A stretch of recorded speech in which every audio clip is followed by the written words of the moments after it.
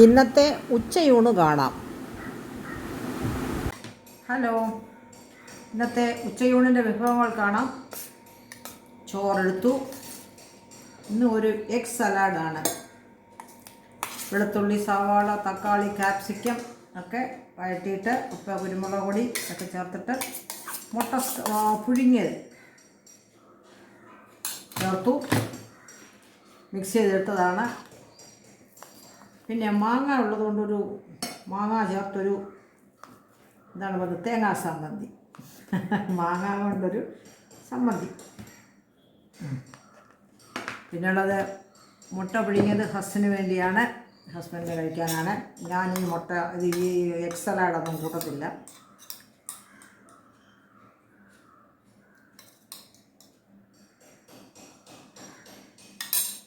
സാമ്പാർ ഇന്നലത്തേതാണ്. പിന്നെ നമ്മുടെ മാങ്ങ അച്ചാർ. ഗ്യാസുമൊക്കെ സുലഭമായിട്ടില്ല. ഇൻഡക്ഷൻ കുക്കറിലൊക്കെ വെച്ചാണ് പാചകമൊക്കെ ചെയ്തത്.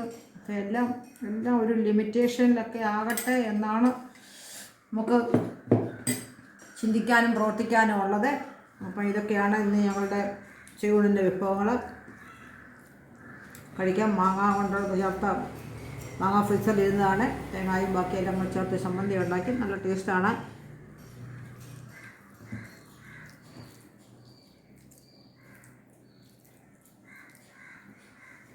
കഴിക്കട്ടെ.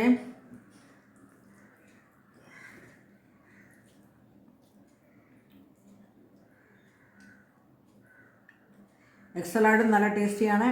ഒന്നുകിൽ ഓയിൽ, അല്ലെങ്കിൽ ഞാൻ ഇച്ചിരി ബട്ടറും നെയ്യും അല്പം ഓയിലും കൂടെ ചേർത്ത് ഇതെല്ലാം കൂടെ വഴറ്റിയതാണ്.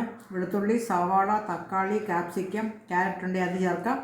എന്നിട്ട് ഉപ്പും കുരുമുളക് പൊടി അല്ലെങ്കിൽ അല്പം ചില്ലി ഫ്ലേക്സ് ഒക്കെ ചേർത്ത് ഉപ്പും പാകത്തിനാക്കിയിട്ട് ഒന്നുകിൽ മുട്ട സ്ക്രാമ്പിൾ ചെയ്ത് ചേർക്കാം. ഇന്ന് മുട്ട പുഴുങ്ങിയതാണ്. ഒന്നിച്ച് 2-3 മുട്ട പുഴുങ്ങി അതിൻ്റെ മുട്ട പുഴുങ്ങി ചെറിയ പീസൊക്കെ ചേർത്തതാണ്. നല്ല ടേസ്റ്റാണ്. ഒരു സ്പെഷ്യൽ ടേസ്റ്റാണ്. അപ്പം ശരി, ഓക്കെ, കഴിക്കട്ടെ. 1 സ്പൂൺ നെയ്യ്, 1 സ്പൂൺ ഓയിൽ ചൂടാകുമ്പോൾ 2-3 നെല്ലി വെളുത്തുള്ളി ചതച്ചത്, ഒരു ചെറിയ സവാള അരിഞ്ഞത്, ഒരു തക്കാളി അരിഞ്ഞത്, ഒരു ക്യാപ്സിക്കം അരിഞ്ഞത് എല്ലാം കൂടെ മിക്സ് ചെയ്ത് നല്ലതുപോലെ ഇതിൽ വഴറ്റണം.